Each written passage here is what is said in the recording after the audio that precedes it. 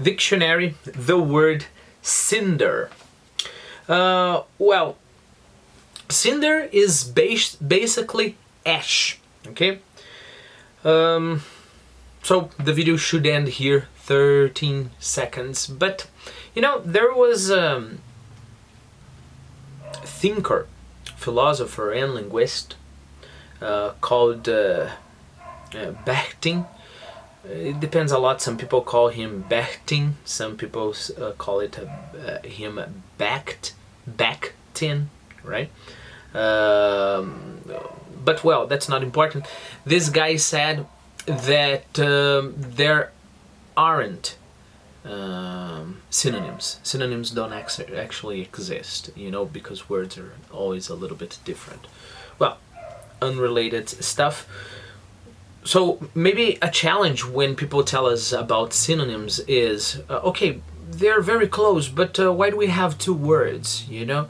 Why should we use cinder instead of ash, you know? And it turns out that when we're talking about those two words, ash and cinder, they're pretty different, even though, for example, in Portuguese we would use the same word, which is cinza, right? A cinder, first of all, and the most important, cinder is countable, so you can have a cinder, all right? Ash is uncountable. When we, of course, we talk about cinders and ashes, you know, then the idea is, the expression is, they're about the same thing. But cinder, when you talk about cinder, you have this idea of coarse material, you know, material that is not so fine, like a powder, right?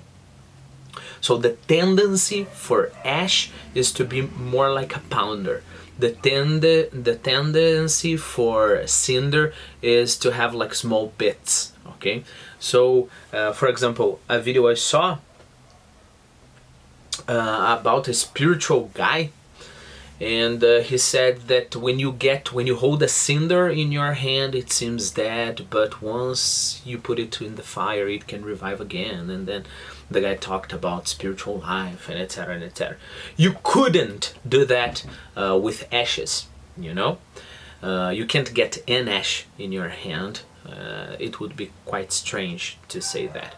Of course, for example, in expressions like the house was burned to ash, the house was burned to cinder, or you can put the plural as well in those cases.